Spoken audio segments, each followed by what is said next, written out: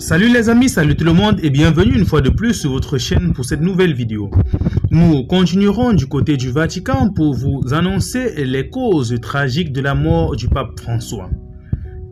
Quelques heures après sa dernière apparition publique, le souverain pontife est mort ce lundi 21 avril dans ses appartements à la résidence Sainte-Marthe à l'intérieur de la cité du Vatican. Le Saint-Siège a dévoilé les causes de sa mort après la constatation officielle de son décès. Le pape François s'est éteint à 88 ans, dont 12 ans à la tête de l'Église catholique. À 7h35, le souverain pontife est mort dans ses appartements de la résidence Sainte-Marthe à l'intérieur de la cité du Vatican. Après la constatation officielle du décès, le Saint-Siège a dévoilé les causes de sa mort. Le pape François a succombé à un accident vasculaire cérébral qui a provoqué un coma et une défaillance cardio-circulatoire irréversible selon son certificat de décès. Sa dernière apparition publique date de quelques heures avant sa mort, dimanche à 12h40.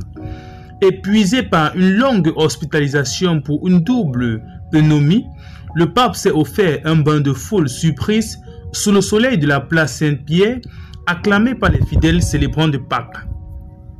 L'Argentin était revenu au Vatican le 23 mars pour y suivre une convalescence de 2 mois, mais il avait progressivement repris ses activités. À rebours des prescriptions des médecins, et son état de santé semblait s'améliorer.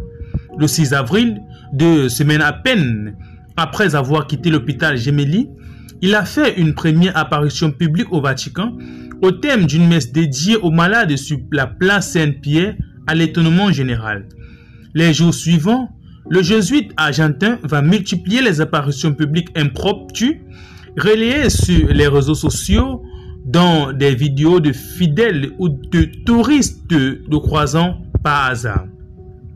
Le Vatican se voulait alors rassurant.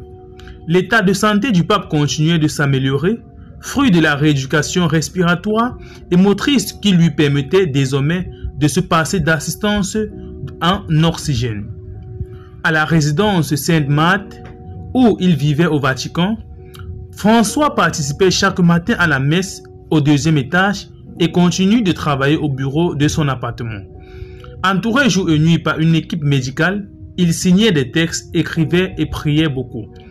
Le 13 avril, son apparition à la messe des rameaux, marquant le début de la semaine sainte précédant Pâques, a résonné comme une promesse.